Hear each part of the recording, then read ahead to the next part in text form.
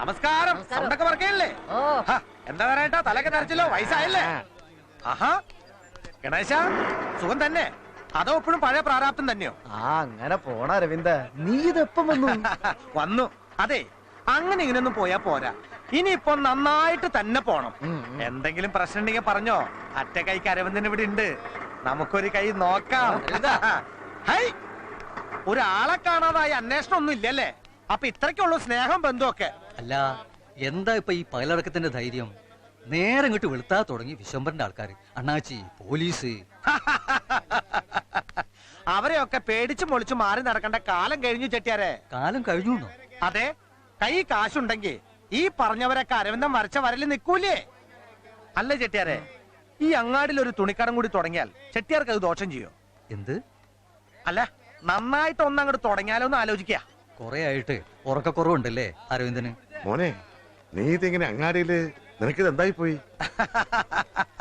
അരവിന്ദനെ ആരും തല്ലിക്കൊന്നിട്ടില്ലാന്നും അരവിന്ദൻ ആത്മഹത്യ ചെയ്തിട്ടില്ലാന്നും ഈ അങ്ങാടിയൊക്കെ ഒന്ന് അറിയട്ടെ എന്റെ ഈനാശോട്ടാ. അങ്ങാടിക്ക് അറിവുണ്ടാക്കണതൊക്കെ പിന്നീടാവാം നമുക്ക്. ഇന്ന് രാവിലെ കൂടി അണ്ണാച്ചിയുടെ ഗുണ്ടകള് എന്റെ അടുത്ത് വന്ന് തൊള്ളേമ്പിളി ഉണ്ടാക്കിട്ടാ പോയത്. വരട്ടെ, വിശ്വംബരന്മാരും മണ്ണാച്ചിമാരും സകല സർവ്വ പടച്ച തമ്പുരാക്കന്മാരും വരട്ടെ. അവർക്കൊക്കെ കൊടുക്കാൻ മുതൽ എന്റെ കയ്യിലുണ്ട്. എന്നാലോ പിന്നെയും പേടിക്കണോ? നീ ഇത് എന്തിന്റെ പുറപ്പാടാ? വാ പോവാൻ നമുക്ക്. പാവം എന്റെ ഈനാശോട്ടൻ. ഈനാശോട്ടാ, ഈ അറബികൾ അറിയോ? അറബികളെ അവരുടെ പഴയകാല ചരിത്രം അറിയോ? അതാ ഇപ്പൊ നന്നായത്. സോഷ്യൽ സ്റ്റഡീസ് പഠിക്കാൻ പറ്റിയ നേരം. ചുട്ടുപഴുത്ത മരുഭൂമിയിലൂടെ ഒട്ടകത്തിന്റെ പുറത്ത് ഇങ്ങനെ നടക്ക. തിന്നാൻ വെറി ഈന്തപ്പഴം, കുടിക്കാനോ ഒരു തുള്ളി വെള്ളവും ഇല്ല. ഇന്ന് അവരാരാ? ലോകത്തിലെ ഏറ്റവും വലിയ കോടീശ്വരന്മാരാ. എന്താ കാര്യം? ദൈവം ആ ഭൂമിയിൽ ഒരു നിധി കുഴിച്ചിട്ടിരുന്നു, എണ്ണയായിട്ടെ. അതൊക്കെ അറേബ്യയില്. നീ ഇങ്ങ് വന്നേ. അവിടെ മാത്രല്ല, പലയിടത്തും പലതും രഹസ്യമായിട്ട് ദൈവം കുഴിച്ചിട്ടുണ്ട്. കാവുമ്പുറത്തെ പറമ്പിൽ നിധിയുണ്ടെന്ന് അപ്പൊ പറഞ്ഞു വരുന്നത് അല്ലേ? അപ്പൊ സംസാരിച്ച സമയമില്ല, വണ്ടി വന്നു. നമസ്കാരം പിയേട്ടാ.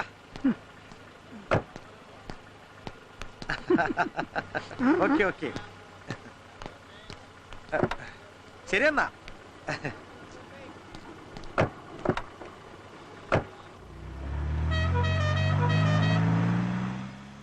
കർത്താവേ, എന്താ ഏതാവും? ഞാൻ കാവുംപുറത്ത് നാരായണൻ മകൻ ബ്ലേഡിൽ കുടുങ്ങിയ അരവിന്ദൻ.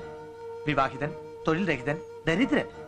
ബ്ലേഡുകാരുടെ വക ദേഹോപദ്രവം, വീടാക്രമിക്കൽ, പോലീസ് കേസ്, വധഭീഷണി, ഒടുവിൽ ഒളിച്ചോട്ടം വരെ നടന്നു. വേറൊരു വഴിയില്ലാത്തോണ്ടെടുത്ത തീരുമാന. വേറെ ഒന്നും വിൽക്കാനുമില്ല, കൊണ്ടുവന്ന് അങ്ങോട്ട് ഏൽപ്പിക്കുക. നല്ല ഫ്രഷ് സാധന. ഞാനായിട്ടൊരു കേടും വരുത്തിയിട്ടില്ലെന്ന് മാത്രല്ല, നല്ല അന്തസ്സായിട്ട് നോക്കിയും കൊണ്ട് നടന്നിട്ടുണ്ട് ഇതുവരെ. സാറുമായിട്ട് ഡിസ്കഷൻ ഒന്നും വേണ്ട, പ്രോബ്ലംസ് ഒന്നുമില്ല. Don't disturb, please come mister Aravindan. കച്ചവടം ഞങ്ങൾ രണ്ട് മലയാളീസ് തമ്മിലാ, അതിനിടയ്ക്ക് ഒരു ഇംഗ്ലീഷുകാരനോ? കൃഷ്ണൻ മുതലാളിയെ ദൈവം സൃഷ്ടിച്ചു, എന്നെയും. മുതലാളി കോടീശ്വരൻ, ഞാൻ ദരിദ്രൻ. നിർഭാഗ്യവശാൽ അങ്ങയുടെ 2 വൃക്കകളും വീക്കായി. ഭാഗ്യവശാൽ എന്റെ 2 കിഡ്നികളും ഫ്രഷാ. ആ കാരണത്താൽ നമ്മൾ കണ്ടുമുട്ടി. ഓർത്താൽ എന്ത് രസല്ലേ ജീവിതം. ഒക്കെ ദൈവകൃപ. അരവിന്ദന്റെ ഈ ജന്മത്തില് ഇതുപോലൊരു ബംഗ്ലാവില് ഇത്രയും സൗകര്യത്തിലൊക്കെ കഴിയാൻ ഭാഗ്യം ഉണ്ടാവില്ല. എന്റെ ഒരു കിഡ്നിക്ക് അതിനുള്ള ഭാഗ്യം ഉണ്ടാവില്ലോ. അതെങ്കിലും സുഖമായിട്ട് കഴിയട്ടെ, അത് തന്നെ മഹാഭാഗ്യ. എല്ലാവർക്കും കിട്ടാത്ത ഭാഗ്യം. ചെല്ലട്ടെ മുതലാളി. നിക്ക്, ഭക്ഷണം കഴിച്ചിട്ട് പോയാൽ മതി കേട്ടോ. എൻ്റെ മക്കളും ബന്ധുക്കളും ഒക്കെ എത്തിയിട്ടുണ്ട്. എല്ലാം ഒരു ആഘോഷമല്ലേ മനുഷ്യർക്ക്.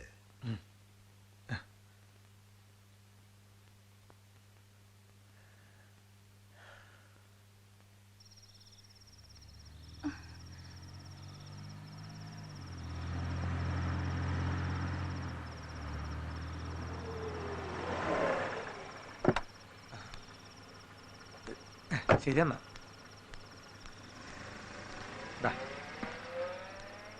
നീ ഏതോ കാറിൽ കയറി പോയിന്ന് കേട്ടപ്പോ മുതൽ ഇവിടെ ഞങ്ങള് ദൈവത്തെ കണ്ടു.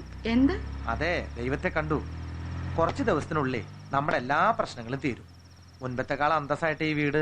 നീ എന്തൊക്കെയായി പറയണത്? കൃഷ്ണ മുതലാളിന്നൊരു വലിയ മനുഷ്യനാ, കോടീശ്വരനാ. കുറെ ആയിട്ട് സുഖമില്ലാതിരിക്കുക. മക്കള് 2 ബിസിനസ്സും കാര്യങ്ങളായിട്ട് പല നാട്ടിലാ. ശുശ്രൂഷിച്ച് നോക്കിക്കൊണ്ട് കിടക്കല എന്റെ പണി. ചുരുക്കത്തെ വീട്ടുജോലി. അദ്ദേഹത്തിന്റെ കണക്ക് കാര്യങ്ങളൊക്കെ നോക്കണം, ദൂരയാത്രയ്ക്ക് കൂടെ പോണം. പേഴ്സണൽ സെക്രട്ടറി എന്ന് പറയണ അതിന്റെ ഒരു ശരി. നല്ല വിശപ്പ്. അവിടെ വലിയ പാർട്ടിയൊക്കെയാ. കഴിക്കാൻ പറഞ്ഞു. വീട്ടിൽ കൊണ്ടുപോയി എല്ലാവരും കൂടെ കഴിക്കാൻ എനിക്ക് ഇഷ്ടം പറഞ്ഞു. കടങ്ങളെ കുറിച്ചൊക്കെ പറഞ്ഞു ഞാൻ. ഒക്കെ തീർക്കാൻ സഹായിക്കാന്ന് പറഞ്ഞു. മക്കളോട് പെരുമാറുന്ന പോലെയാ. എനിക്കാച്ചാ അച്ഛനെ നോക്കിക്കൊണ്ട് നടക്കാൻ പറ്റില്ലല്ലോ. അതിന് നിൽക്കാതെ മൂപ്പര് ടിക്കറ്റ് ഓക്കെയാക്കി പോയില്ലേ. ആ കടം കുറച്ച് തീർക്കാലോ. വയസ്സായ ഒരു മനുഷ്യനല്ലേ. കാശ് കൈ കിട്ടുന്നവരെ കരയാനും തൊടാനും കാല് നക്കാനും ഒരു മടിയില്ല നാട്ടുകാർക്ക്.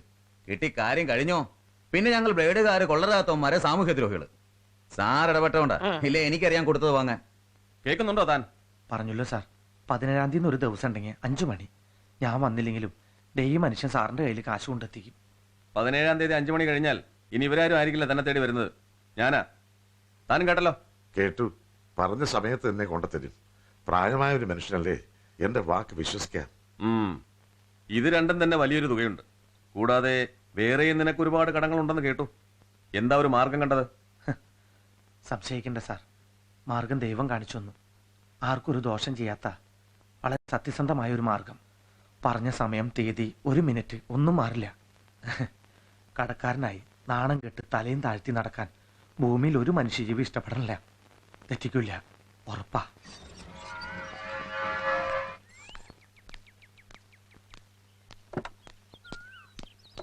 നമസ്കാരം ടിപ്പിയേട്ടാ. ഇന്നെന്താ ഇതുവഴി? ഇത് ഈനാശോട്ടൻ. നമസ്കാരം. ശരീരം കീറി മുറിച്ചിട്ടുള്ള പണിയല്ലേ, മനുഷ്യന്റെ കാര്യല്ലേ. എനിക്ക് എന്തെങ്കിലും പറ്റിപ്പോയാൽ വാങ്ങൽ കൊടുക്കൽ ഇടപാടുകളൊക്കെ ഈനാശേട്ടൻ വഴിയാ നടക്കേണ്ടത്. അപ്പൊ മുതലാളിയെ ഈനാശേട്ടൻ ഒന്ന് പരിചയപ്പെടുത്തണല്ലോ. അദ്ദേഹം ഇവിടെ ഇല്ലല്ലോ, ഹോസ്പിറ്റലിലാണ്. ഞാൻ പറട്ടെ? ഓ ശരി.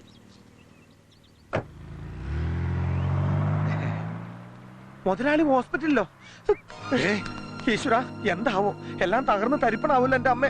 നീ ഇങ്ങനെ മനുഷ്യനെ ഞെട്ടിപ്പിക്കില്ല അരവിന്ദ. എന്താ എന്താ കാര്യം? ഹീനാശോട്ടാ, അദ്ദേഹത്തിന് വയ്യാതായാൽ, ഓപ്പറേഷൻ തീരെ അങ്ങനെ നീണ്ടുപോയാൽ ഒരു മേജർ ഓപ്പറേഷൻ വേറെ നടക്കും. 17-ാം തീയതി അരവിന്ദനെ പീസാക്ക എല്ലാവരും കൂടി. ദൈവമേ, ചതിക്കരുത്.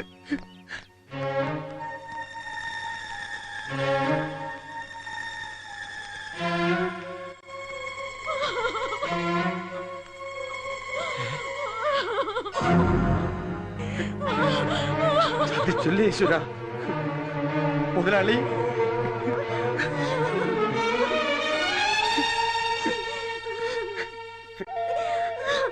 ഞാനൊന്ന് കണ്ടോട്ടെ. ഓ,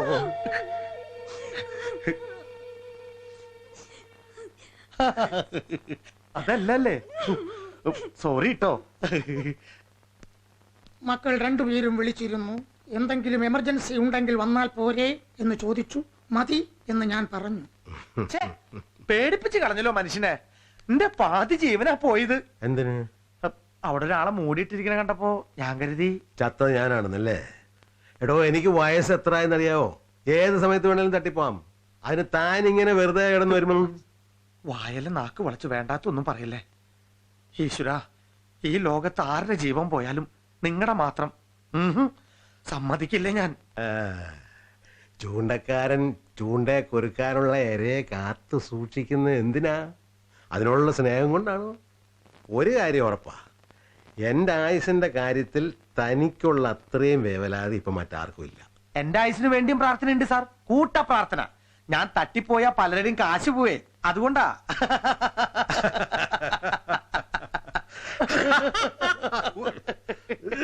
സംസാരിക്കണ്ട എന്ന് പറഞ്ഞാൽ കേൾക്കില്ല. മൈ ഗോഡ്, പ്രശ്നമായല്ലോ. തന്നെ ഒരു വളിച്ച കാമഡി. ഒന്ന് പോടോ പോടോ. സംസാരിക്കണ്ട.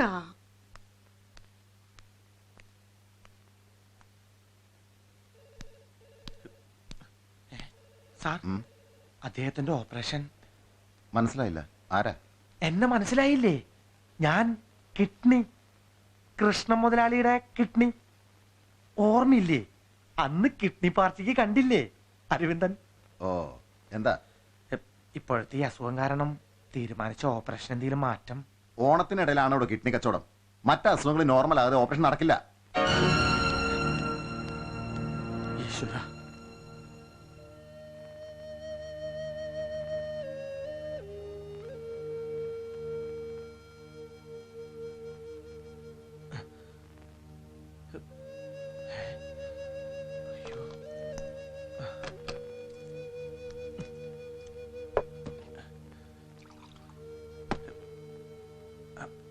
മുതലാളി മുതലാളി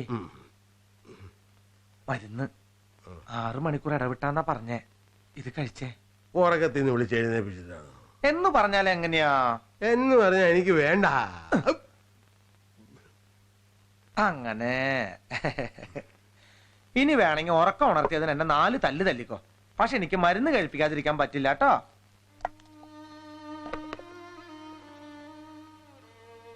താൻ വീട്ടിൽ പോയില്ലേ? വീട്ടിൽ പോവാനോ?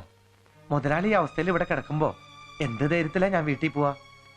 അരവിന്ദന് ഇനൊരു വീടും കുടുംബം ഉണ്ടാവണമെങ്കിൽ, ഒരു ജീവിതം ഉണ്ടാവണമെങ്കിൽ മുതലാളി നല്ല വടി പോലെ ഇരിക്കണം. നടക്കണം, ഓടണം, പറഞ്ഞ ദിവസം ഓപ്പറേഷൻ. എന്നിട്ട് പിന്നെ പൂർണ്ണ ആരോഗ്യത്തോടെ ഒരുപാട് കാലം അടിച്ച് പൊളിച്ച് ജീവിക്കണം.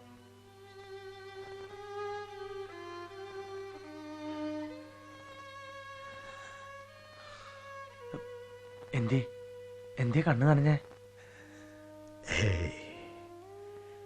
ഞാൻ ഓർക്കായിരുന്നു, എൻ്റെ മക്കള് ദൂരെ നിന്നൊക്കെ വിളിച്ചു ചോദിക്കും അവരെന്തെങ്കിലും എമർജൻസി ഉണ്ടെങ്കിൽ എത്തിയ പോലെയെന്ന്.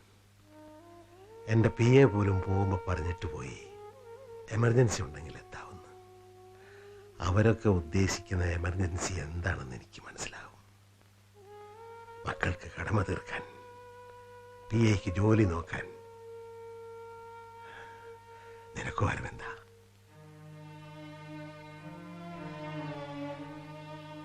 ഒരുപക്ഷെ ഞാൻ ജീവിച്ചിരിക്കേണ്ടത് ഇപ്പൊ നിന്റെ മാത്രം ഒരാവശ്യം അല്ലേ? മറ്റുള്ളവരായ എമർജൻസിക്ക് വേണ്ടി കാത്തിരിക്കുമ്പോ നീ മാത്രം എന്റെ ജീവന് കാവലിരിക്കുന്നു. എനിക്കും അതൊരു പ്രാർത്ഥനയുള്ളൂ. ഇപ്പോ ഗുരുവായൂരോ കാശിയിലോ അജ്മീരിലോ വേളാങ്കണ്ണിയിലോ എവിടെയാന്ന് പറഞ്ഞാ മതി, പോവാ ഞാൻ. ഈ ആയുസിനിടയ്ക്ക് ഈ പറഞ്ഞിടത്തൊക്കെ അന്വേഷിച്ചു ഞാൻ ഈശ്വരനെ. ദൂരെ എവിടെയോ തേടിച്ചെന്ന് കാണേണ്ടതാണോ ഈശ്വരനെ? മനസ്സുകൊണ്ട് അനുഭവിച്ചറിയേണ്ടതല്ലേ? കൺമുമ്പിലിരിക്കുമ്പോ തൊട്ടറിയേണ്ടതല്ലേ?